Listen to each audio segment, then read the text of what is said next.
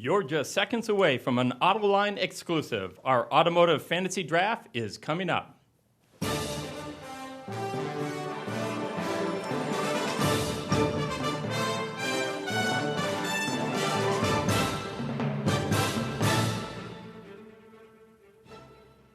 Welcome to the third annual Autoline Automotive Fantasy Draft. I'm your announcer for the evening, Charlie Vogelheim. You might remember me from my scintillating automotive analysis as a guest of Autoline After Hours. Or perhaps you'll recognize me as I've been improving the auto industry one hospitality suite at a time for almost 30 years. But enough about me for the moment. Let's get to the reason why you tuned in. This will be a fun discussion modeled after sports team and fantasy drafts where owners choose key players to build a winning team. In this case, the owners are building a championship auto company. For tonight's draft, we'll be broadcasting from two sites. The first is the online Draft Central, right here in the main studio, where we'll meet this year's team owners in just a bit. But also from our familiar war room, the home of our resident draft experts who really need no introduction.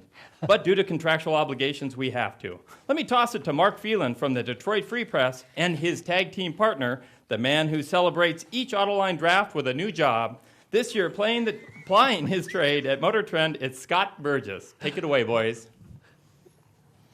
Thank you, Charlie. And speaking of hospitality suites, I thought you were bringing something for us tonight. I'm not sure what to do with that. It is going to be a really exciting night tonight, and we are looking forward. There's some new rules that are coming into play with this year's draft, and it'll actually require some of the new people on the draft panel. It seems like there's always a new panel except for one person. And for some reason, when you own the building, you always get to be in the show. I think Chip is trying to replace him, though. Well, we don't know how that's going to work, but it should be a fun night tonight, and we're really looking forward to analyzing all the picks and really kind of making fun of the people out there. And hoping that we can spell all the names this year. That's my goal, be able to spell everybody I talk about. Well, one of the things that's really exciting is that this time is that it's not just people that they're selecting. You're actually building your whole car company. And so there's some geography that's going to be involved and other complicated things like that. Yeah, and the opportunity to insult entire cities and states. Yes. Yeah. Let's not let that pass, America. We'd kick it back to you, but we don't know how to do that. Well, thanks, guys. Mark, I'll bring the food right over. And, oh, by the way, we did take down the board behind you, so you won't have to spell anything, and I think we'll all benefit from that. We'll look forward to both of your insightful and amusing analysis throughout the night, I'm sure. But back here at Draft Central, let me introduce our team. Owners, starting with our host of the festivities, Mr. John McElroy of Autoline and Dymaxion Motors. Also with us is analyst Csaba, Cheetah, representing his car company, Cheetah Motors. Next up, Autoblog's Chris Paukert and Mitty Motors. With our final team owner this evening, Joe White, the Wall Street Journal, and his company, Rat Rod Global Motors. Right now, let me toss it to the table. I want each of you owners to tell us a bit about your company, its naming, and what you're looking forward to in tonight's draft. Why don't we start with you, John?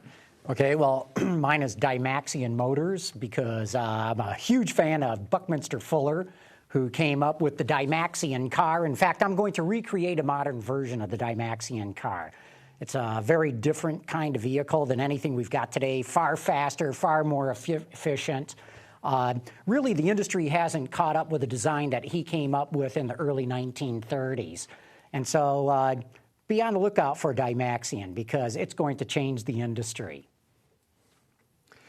Well, I'm Csaba, Cheetah, and my company is Cheetah Motors.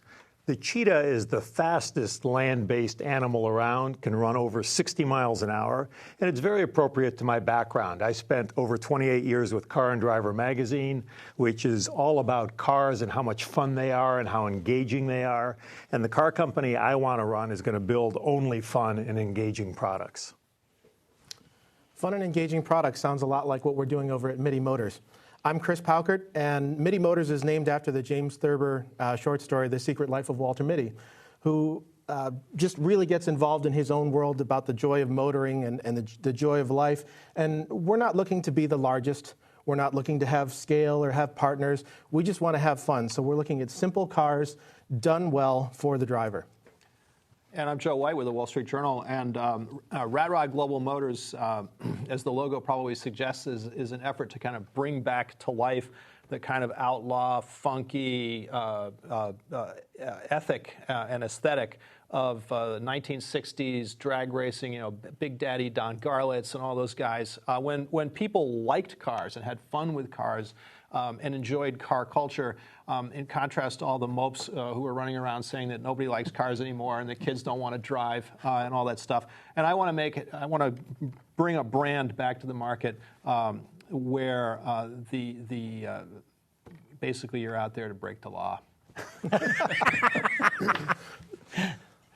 Well, that's fantastic, guys. But before we get into the actual picks, let me run down a few of the rules we have here in the rounds. You've already seen a preview in the War Room, so already you can tell that there's a little bit difference from last year. Tonight, our team owners will be making choices from 5 distinct categories, which the first 2 years were made up exclusively of executives. But we figured that was a little too easy, so we've upped the ante. Round 1 will be the U.S. city where you will locate your company headquarters. And again, team choices cannot be duplicated. In round 2, you will choose the head of your company. Your choice can include anyone living or deceased, executive, and that could be from any country or any industry. In round 3, we want you to pick a living U.S. minority automotive executive. Now, the minority obviously could be defined by ethnicity or gender specifically, and in this case, that would be female. So, round 4, an existing U.S. auto plant to produce your flagship product. Once again, you can't duplicate choices. And the final round, round 5, who's a perfect spokesperson for your brand? Team choices may not be duplicated, and it cannot be a fictional character. So, there you have a few other rules will be unique to other choices, and we'll highlight those at the beginning of each round. But before we get started, let me tell you, our trusty viewers, how you can be involved this evening. If you're watching us live right now on our website, you can scroll down below the player where you'll find ballots for each round. There you can vote for who you think had the best choice in that particular round. As you're listening to Scott and Mark dissect the picks, you can vote then. And then at the end of the evening, you can also choose who you thought was the overall winner, who picked the best in the 2013 Autoline Fantasy Draft. A word of warning, though, you only get one chance to vote, so make it count. Okay, then. That wraps it up for the prelims. Now let's head over to the main table for the first choice of the 2013 Autoline Automotive Fantasy Draft.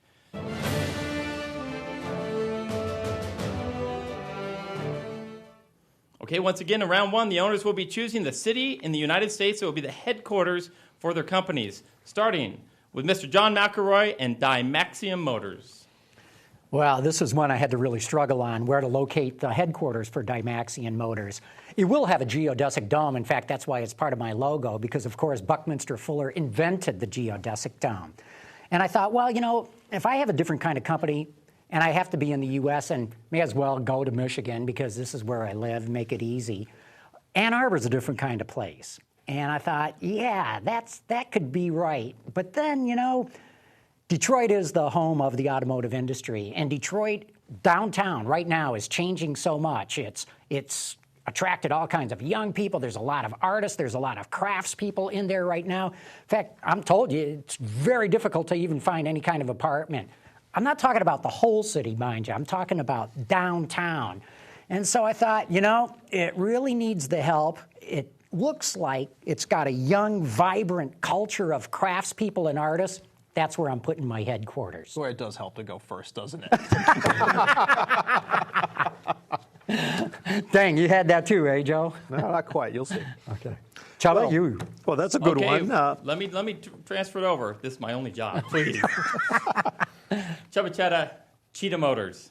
Where would you put your headquarters? Well, I have a completely different take on this. I'm a firm believer that cars reflect the location where car companies are located. We've all seen over the years how German cars have great high-performance abilities, great brakes, and that's because of the Autobahn. It ain't an accident. So I was thinking about where in the United States do we have a big city where we also have great roads and good driving. And my choice is Denver, Colorado. You've got the mountains, you've got some of the best roads in the whole country available to you.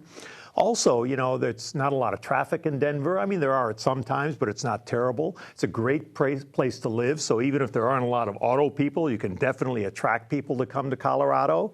And by the way, it's centrally located. It's about 2.5 hours from almost any place in the country. So it's actually a great place to have corporate headquarters, Denver. All right, Csaba. With the third choice in the 2013 Fantasy Draft, Chris Paukert, Mitty Motors. Well, Mitty Motors looked long and hard at Detroit, and we really liked a lot of what it had to offer. We liked the low cost of entry, and we liked the engineering pool of resources that are available.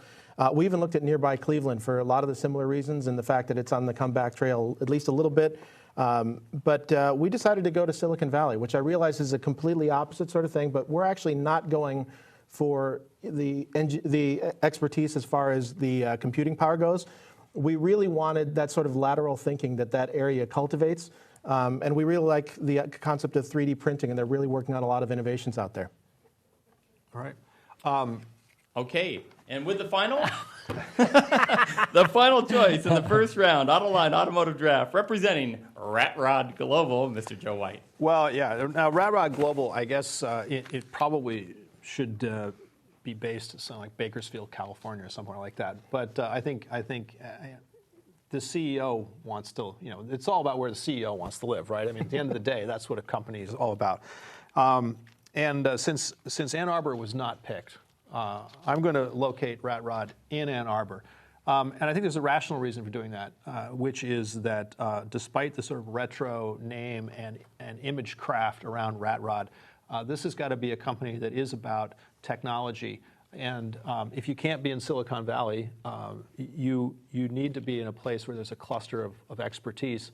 And I think Ann Arbor, Detroit, for anything that has four wheels, is that cluster. It's the Silicon Valley of cars. So Ann Arbor it is. Okay, now but we're going to get some comment from the War Room. But before we go there, I want to remind all of our viewers, don't forget to get out and vote what you think of these choices that you've heard. Scroll down under the player, vote, vote, vote. And I mean that only once. Now off to Mark and Scott in the War Room.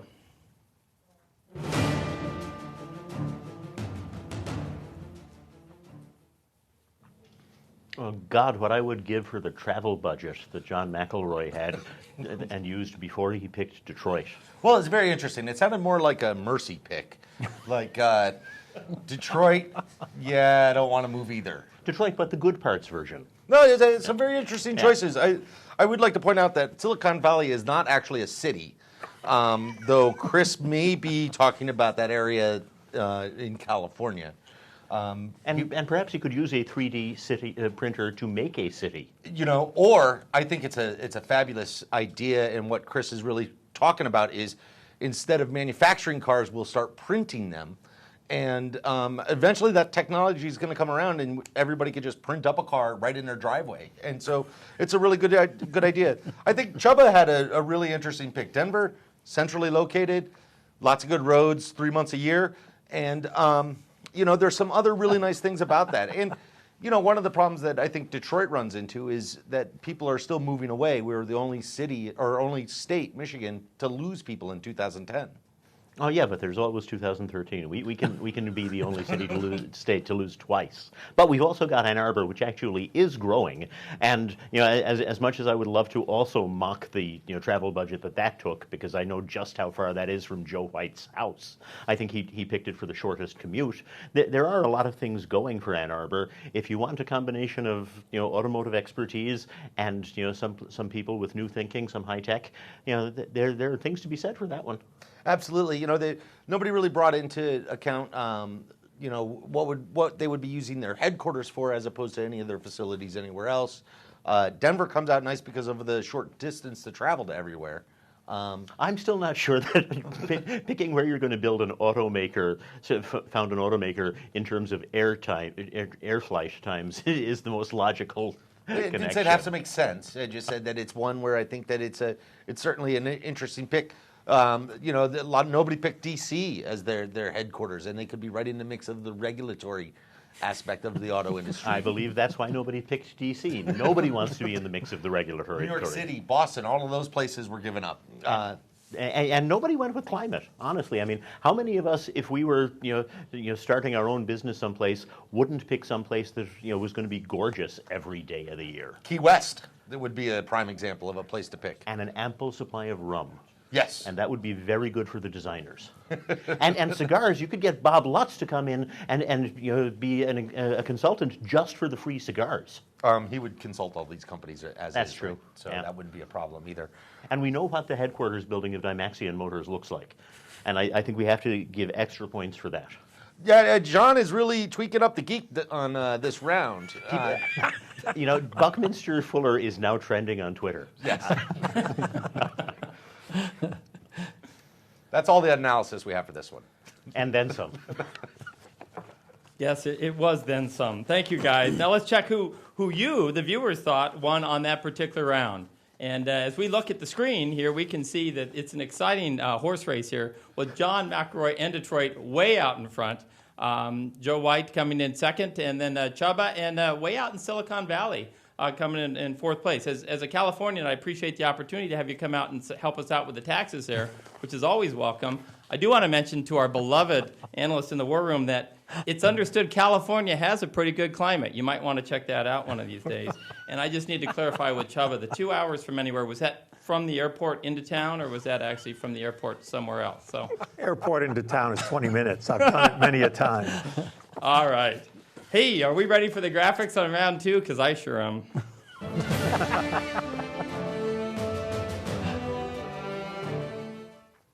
Okay, this round, our panel is choosing the head of his company. It can be from any industry, and to make it even more interesting, that person could be living or deceased, but not still working at a company as deceased. And that person, to pick in the first round, choosing Csaba, Cheetah Motors. Very nice alliteration there. Thank you very much. I prefer to stay in the here and now, so I'm going to leave those executives who've assumed room temperature to my fellow panelists here. And the person I will pick is someone who's very much alive and actually readily available at this point, Wolfgang Durheimer. Wolfgang Durheimer was the chief engineer, essentially, at Porsche for a good chunk of his career. He's a brilliant guy in the way of the German engineers. He's not 120 IQ smart, he's 160 IQ smart. The current 911 was largely developed under his leadership. The Cayenne was produced under his leadership. He can do more than sports cars. He ran Bentley very nicely for a few years. Then he moved over to Audi and somehow flamed out in 10 months or so. And I don't think we quite know the story of what happened there, but this is a brilliant guy. This is a guy like Ferdinand Piëch without quite so much megalomania. And I think he'd be an ideal auto company CEO, especially for a company that's going to build fast and exciting cars.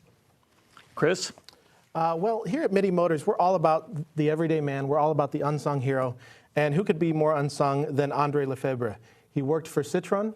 And he was one of the leading engineers behind the DS, which is a car I believe that Dymaxion has studied closely. Yes, it has. He also benchmark car. That's right. What is his temperature? I don't even know if his body parts are together enough to have a temperature at this point. He passed away in 1964, but he was responsible for a wide breadth of products, from the simple like the 2 Chevaux and the H-Van, and he was a striking-looking gentleman there. But he also, he was a racer. He won the 1927 Monte Carlo Rally, and he was a fan of new materials. He's one of the reasons why the DS has a lot of cutting-edge materials in the interior and all of that. He was one of the first guys to walk around in a nylon shirt, and he's a really fascinating character that doesn't get enough credit, and we're really excited to have him on board. So, Joe? All right. Well, this is a tough one because living, dead. I mean, this is so much. I thought about several living CEOs who could probably do justice to my concept. Alan Mulally, Elon Musk, although I'm sure Elon Musk would think Rad Rod Global's just heinously, backward looking. But I'm going to go with Soichiro Honda. Because I guess it's probably obvious why I would do that, but because he and certainly the company. First of all, he's one of the few people who since World War II, maybe the only, with an asterisk for Elon Musk, who's founded a car company that turned into a genuine global competitor and has stayed viable all through. Second, at least my take on him is that he's a guy who really grasped and mastered the idea of simplicity in design, but with performance and a nice balance of fun to drive and environmental consciousness. And believe it or not, that's what we're going for at Rat Rod Global. Rat Rod Honda. Should be a song about it, Joe. You could do that in the band. Right, that's right. We could do that in the band. Well, when it came to Dymaxion Motors looking at who should be the CEO, at first we thought, oh, this is easy. Let's go get Bob Lutz. I mean, he's done it. He ran Chrysler. He ran GM for all practical purposes from a car standpoint. And he never made CEO of a car company. But then we thought, when you open up the books of history, and now we can choose from anyone in history, wow, that makes it tough. I always admired Red Poling at Ford. I thought he did a fantastic job for the company. Still on an inflation-adjusted basis, I believe he delivered the highest net profit that the company has ever enjoyed, certainly the highest operating profit. But, like I said, the whole history book is there. And so I got to go with Alfred Sloan. Because Sloan not only completely invented General Motors into what it became, in the process, and Peter Drucker said this well before I ever did, he invented the car industry as we know it. Henry Ford perfected, the whole manufacturing mass production process. But it was Sloan that created the whole tier process, the national distribution, and especially the finance. Remember, GMAC goes back as old as GM does. And Sloan, not only that, when he retired from GM, he gave this very Eisenhower-esque speech. As Eisenhower said, beware of the military-industrial complex. Sloan's parting speech to everybody was, beware of financially based decisions. And I think, wow, here's a guy warning the finance guys are going to take over this company if you're not careful. And look what happened. I want that kind of guy running Dymaxion Motors. I'm going with Alfred Sloan. Csaba? No, Chuba's already that was gone. it? Oh. Yes. We are ready for analysis. Let's off to our draft analyst to look at that round. But remember, viewers, you got a chance to vote on this too. So go ahead and log on the website and let's hear what you want us to know. Let's go to the war room. Wow, it's a very interesting selection of leaders for these four companies coming in. I think John made a very impassioned speech for why Alfred Sloan should be there. A man was born 10 years after the Civil War had ended and would be running John's Wikipedia boy here. Yes, it was Wikipedia. But it is an exciting list of people that they have. What are some of your thoughts? It is. Well, I thought it was very interesting that immediately after naming, I think it was Inspector Clouseau as the head of Mitty Motors, that Chris Paukert said that that the first car would be called the Douchemobile. Was that it? Something like that. So I mean, you will need a strong marketing executive, on your hands, on your team that way. Csaba, I mean, the history of the industry is littered with brilliant executives that Ferdinand Piëch fired, and Wolfgang Dürheimer is the latest and certainly one of the best. If you want to pick somebody to launch get a car company started, the guy behind the 911 and the Porsche Cayenne's a pretty good start. Absolutely. I mean, the Cayenne is one that has begrudgingly become the best-selling Porsche in the U.S. And I think that any of these car companies that are starting up are going to be relying on all those U.S. sales to pad their profits before they start expanding overseas. And speaking of that, I mean, Joe made a very good point with Soichiro Honda. I mean, how many people since the Second World War have started car companies and not lost their shirts? And by God, if there's anybody who knows how to build cars that Americans want, it would be Mr. Honda. It's almost an oxymoron, though, to have a Honda rat rod. I mean, I think that one of the beauties of a true rat rod is to always be working on it. One of the great things with Joe's business plan is the fact that that you only use primer paint and that you won't actually ever have any colored vehicles as well. It's one where he's going to save millions of dollars in the production of his vehicles. That's true, and it'll be quicker as well. Just having to do that one coat doesn't really matter if they're dry when they go out the door or not. No. I think they come with a drip pan to all of those cars. So it'll be an easy requirement and probably a little more money for the rat rod to pull in. And I think that leaves us with the one question for the next round, which would be Homer Simpson. I mean, John McElroy. What great Detroiter does he find this time around? Well, and it was interesting. Bob Lutz was overlooked last year as well, and I think that all of them just can name Lutz vice chairman of their companies, and then that'll be enough. And he would probably think that he was running them anyway, so it would be just as good as if he were actually the CEO. Absolutely. Yeah. A helicopter pad, though. We have to have a helicopter pad on top of the geodesic dome. Oh, it'd be fun watching a helicopter try to land on a geodesic dome. That's a skilled pilot. It would be a skilled pilot. Yeah. Can we have an animation of that? Because, I mean, the back office is doing such a phenomenal job getting all the pictures, of everybody up. What we need now is a helicopter bouncing off a geodesic dome. Back to you, Charlie. Well, thank you very much. You've given me lots to work with. And for those of you at home that have turned this on its third year into a drinking game and using Lutz for a key shot opportunity, you should be up to 7 by now. So, guys, before we check out our viewers' thoughts in round 2, the control room is telling me, what is that? We've received a video message for the choices on this last round. We'd like to play that now. Can you do that, control room? You got something to show us? Hey, what's the matter with you guys? I was good enough to run Fu King Motors, not good enough to run one of your companies? What the hell's going on back there? Well, Mr. DiLorenzo is available, and he's practicing his helicopter landing on geodesic domes as we speak. So I think that there was a lot of people out there right now. And again, if you weren't chosen or were the second choice here, please remember, John will be up at the car conference later on in Traverse City, and you can go toe-to-toe with him about everything that happened here tonight. So we all know how Peter feels. That's how I feel. Let's see how our viewers feel. And so we are on right now with the choices. Hometown favorite, once again. Boy, John, everyone wants to be on your show, it looks like. I only voted 10 times there. John McElroy was first choice. Csaba with Wolfgang came in second.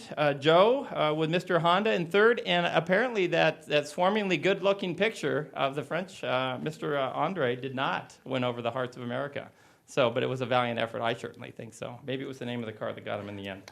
All right, ladies and gentlemen, this is getting fascinating, and we're already up to round number 3. This is going to end way too quick, but you can play it over and over again. Round 3 graphics, please.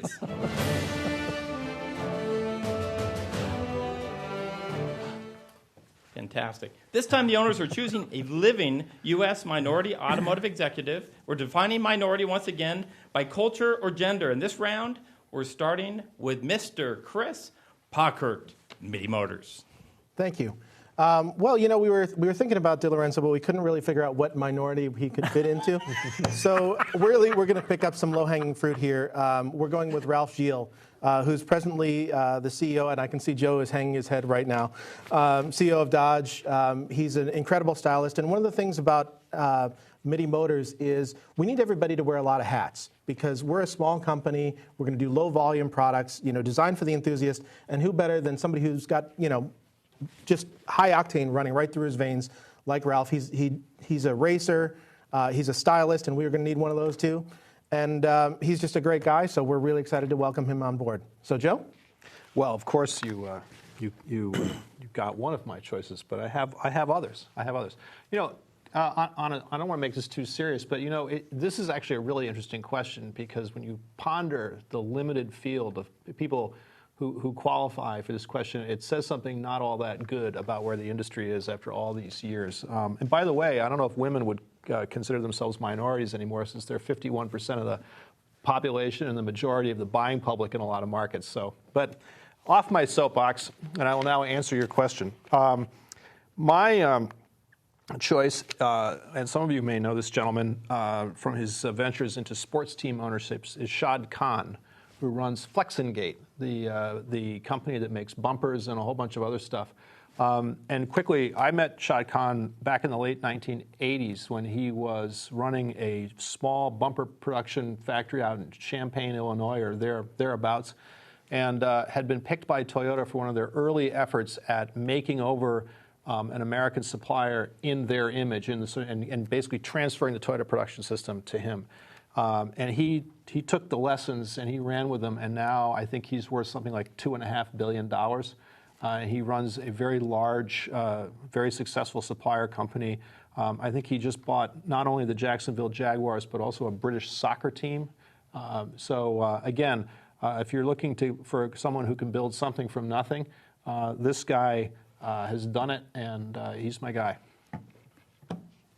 Wow, that's pretty good. When we first did this fantasy draft, I picked Kathy Ligocki as my CEO, and I still think she'd be great, but I'm not going to pick her right now because I've picked her before.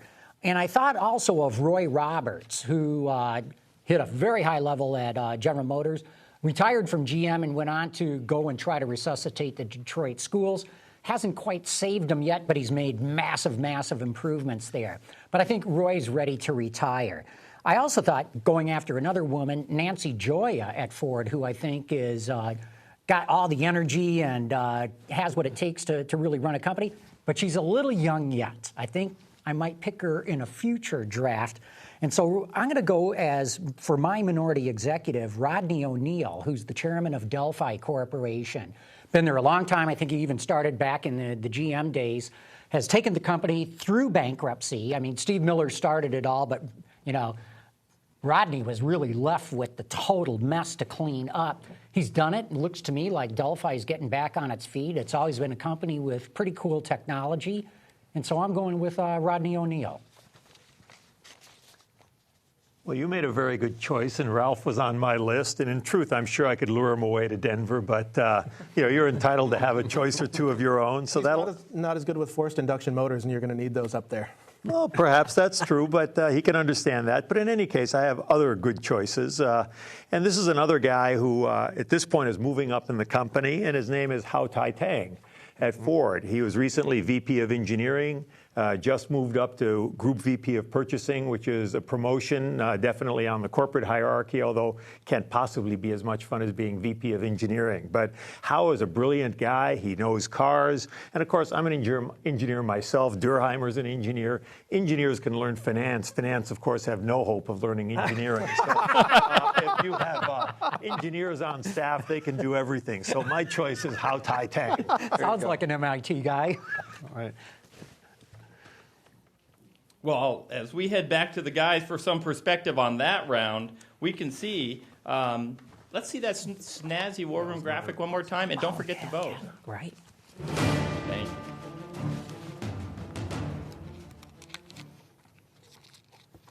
Well, I'm going to start off with Rat Rod Motors' choice. I mean, Joe pointed out that women are more than half of the population, and then the entire panel managed not to choose a single woman.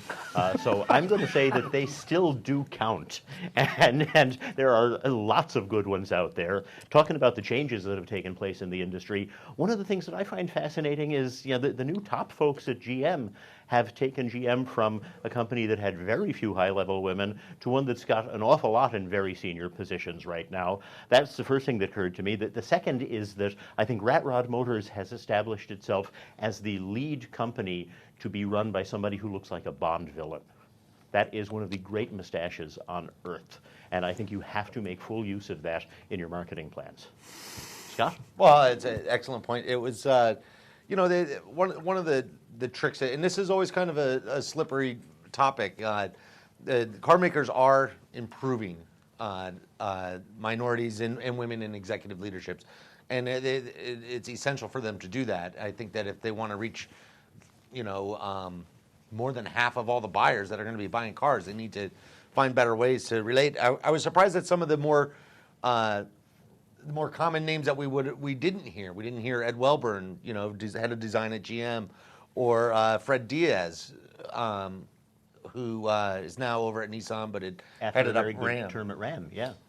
We did want to run a Fox News correction type thing. If you want to scroll this by, Ralph Gilles is president and CEO of SRT, not Dodge.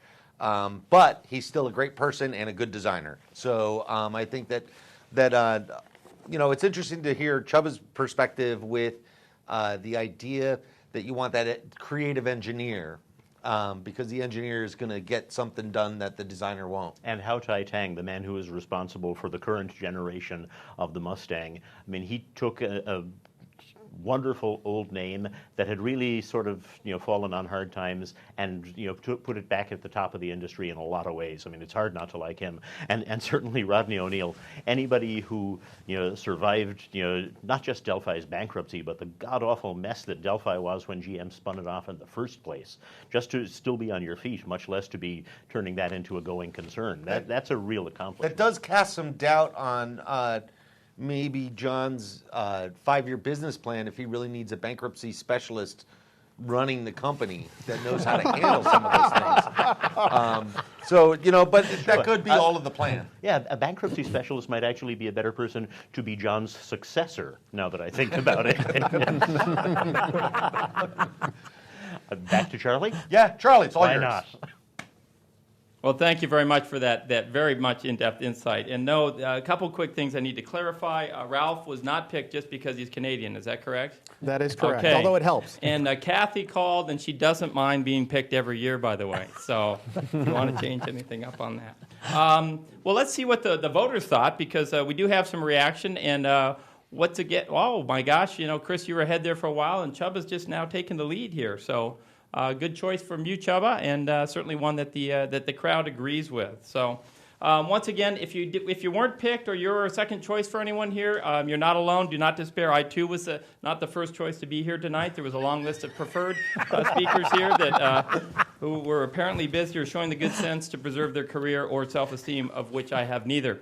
But I am just thrilled to be here tonight. So let's get right on to the next one here. We're already to round 4. Oh, one other clarification. That last round wasn't designed just to prevent Bob Lutz from being mentioned. There's another shot. Okay, here we go. Where are we? We're on to round 4. Let's see the graphics.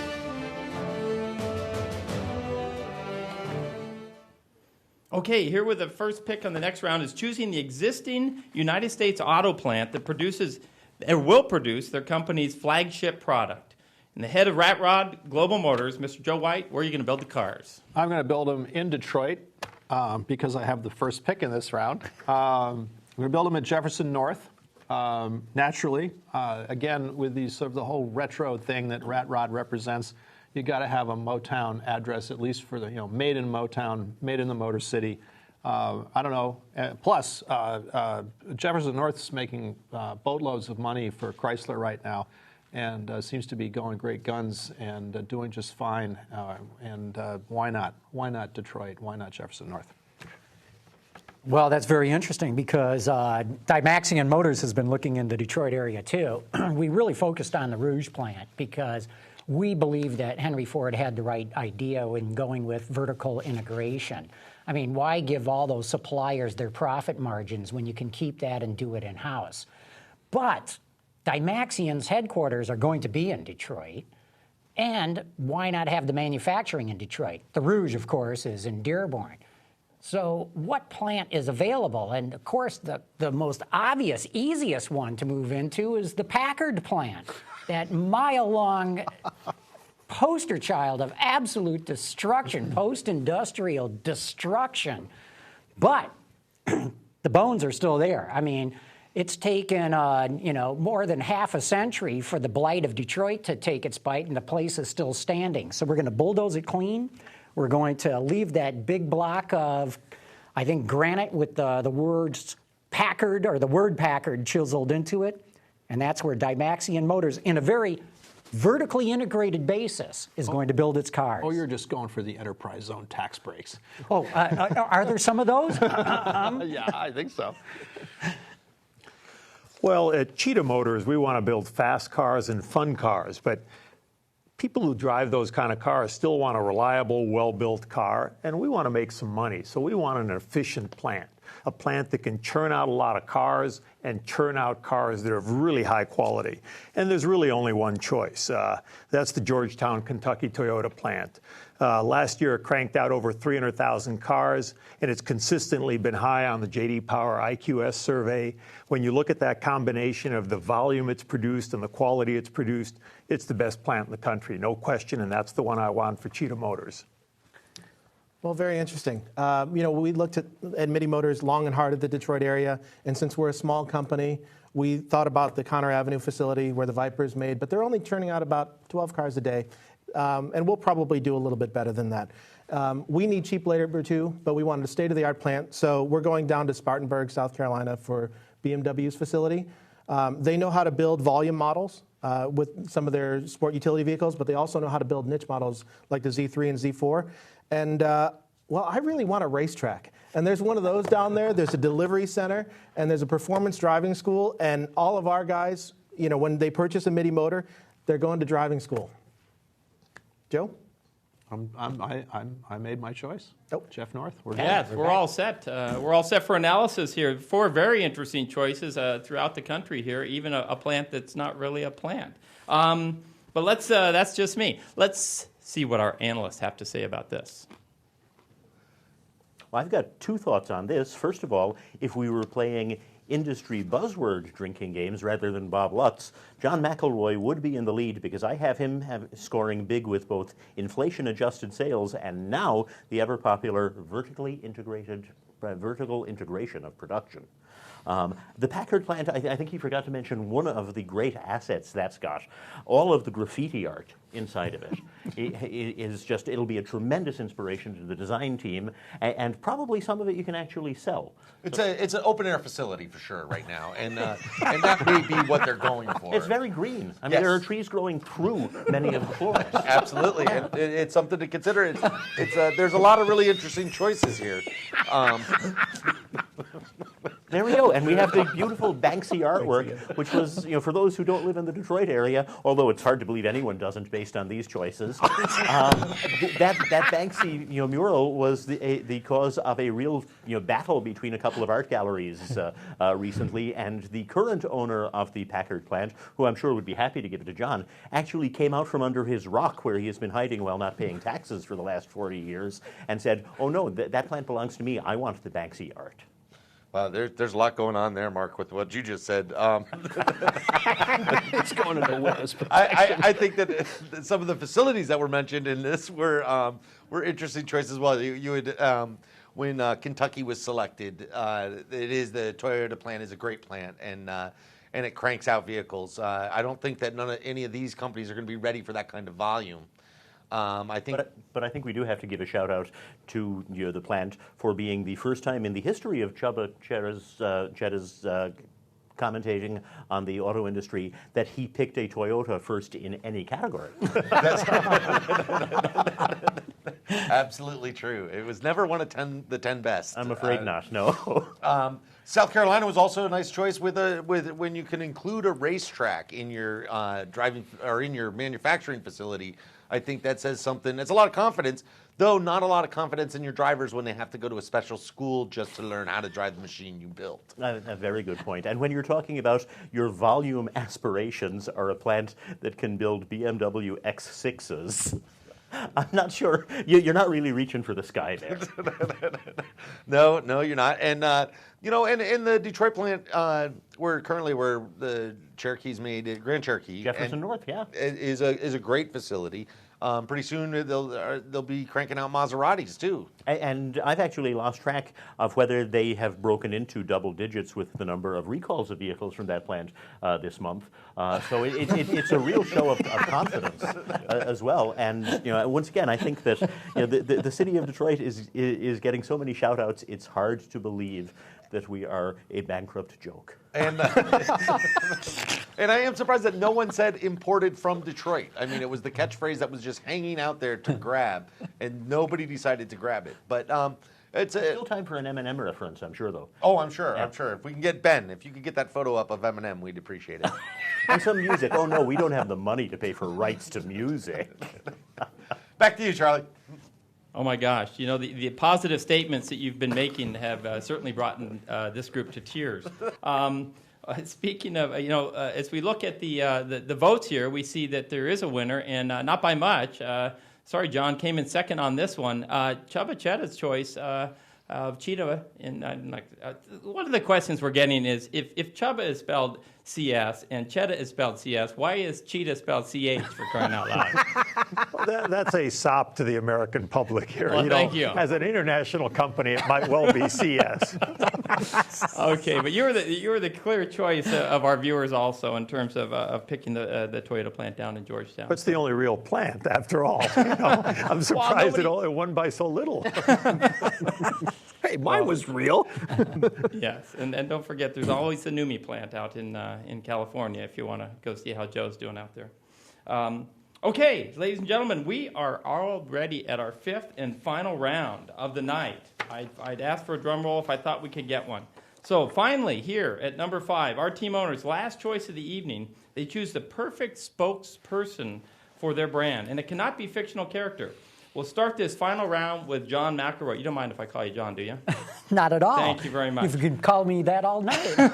Dymaxion Motors, who's your choice? John. Boy, this was a tough one because, well, number one, you pick anybody alive right now and you're going to piss off everybody else in the business.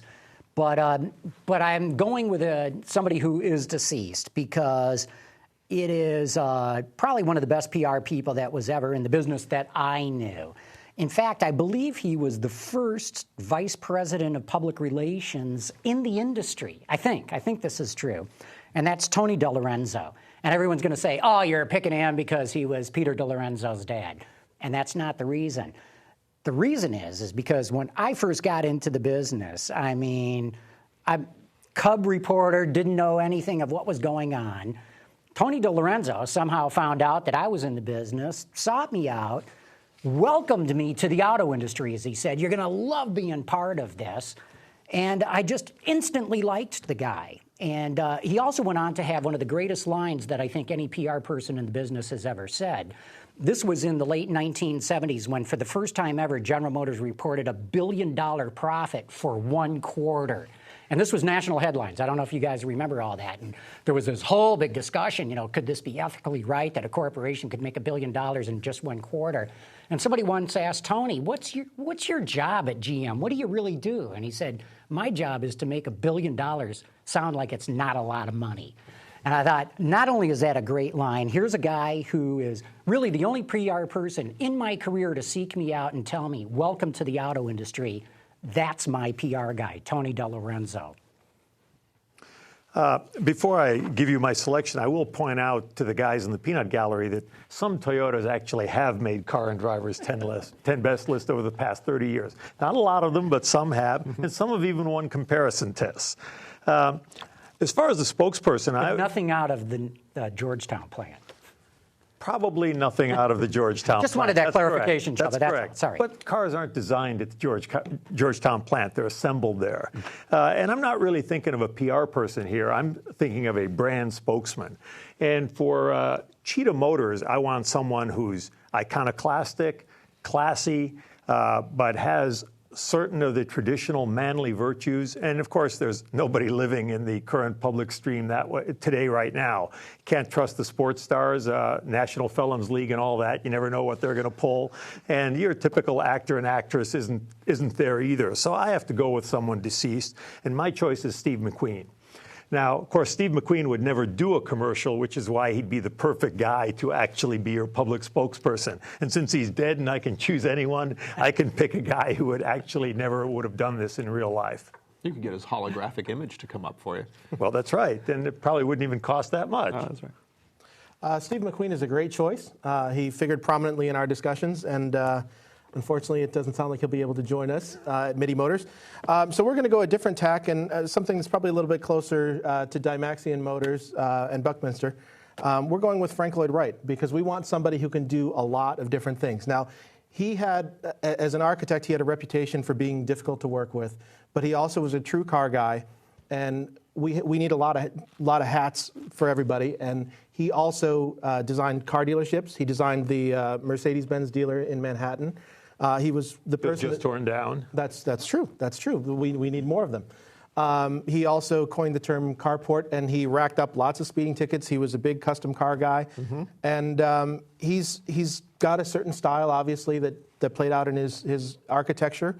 And we really think it's time to dig him up and see how he works as a company spokesperson. I'd rather see his holographic image, too. Dig him up.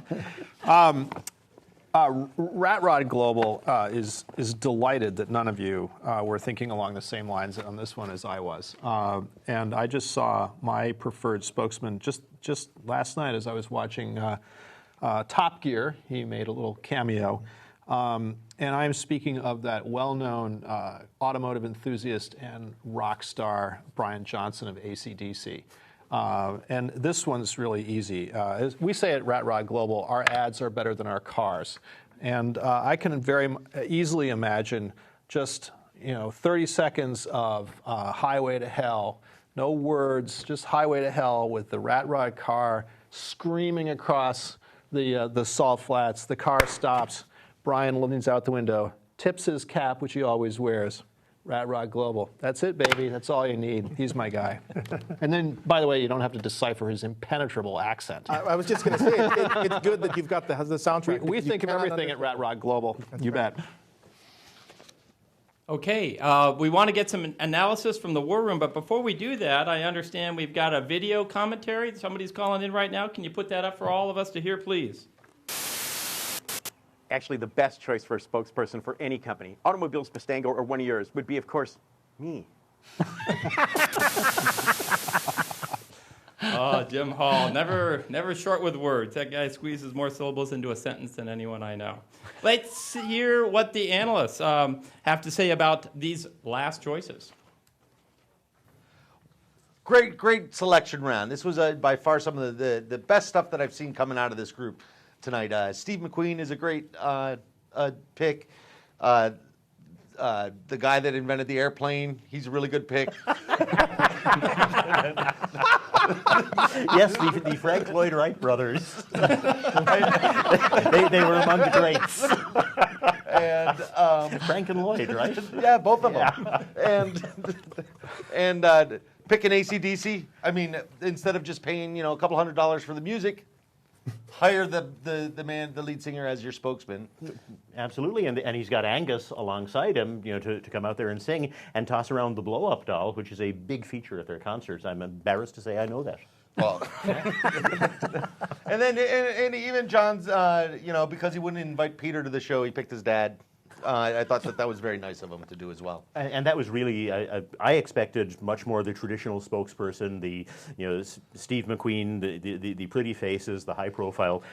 Tony, that's a brilliant point, because we can't give too much credit to the PR people who shape so much of what people think of the brands and the companies. And he wasn't just the first; he was the one who trained everybody in this town who followed him. Yeah, and the automotive industry is a style industry, and you have to get people to think that the choice that they're making is the right choice. I mean, if it were just about transportation, we would all ride subways, and fortunately, we don't. Yeah, and when we have the option of choosing the genius who coined the term carport, I mean, why not do it? As you can tell, the voting is still going on, and people have already selected the winner even before this round began. There was about 6 or 8 votes already in, but you can vote again if you have a different device. That will also bolster our numbers. So. And remember, if you go to YouTube, you can see what Steve McQueen looks like in a commercial, because there are some pirates who have picked over his corpse and bought the rights to his image for commercial purposes. It's out there, and he could sell pretty much anything. That's it. All yours, Charlie. Oh, well, thank you so much. And I think the carport would be a geodesic dome, I think is what we're hearing, because you want to land right on top of that. So this is how we've heard from the analysts, and we've got a few votes in, and we'll take a look right now, and we'll see all together that John, once again, the favored crowd is going for the hometown favorite. And again, there were a lot of comments that came up early on asking about Peter. It was nice when he showed up, and so a familiar name maybe is getting the votes there. Although all those of us that are fond of airplanes would have picked the Wright brothers if we only knew that it wasn't him. So that's where we are right now with that round. But before we close up shop on this year's draft, you still have time to vote on the overall winner. That should be up right now on the website. So we've had 5 different rounds, 5 different choices, lots of discussion in between, and we'll continue the discussion when we're done. But for now, we're going to go back to Scott and Mark one last time for their choices for the team owner with the best draft for 2013. What do you say, guys?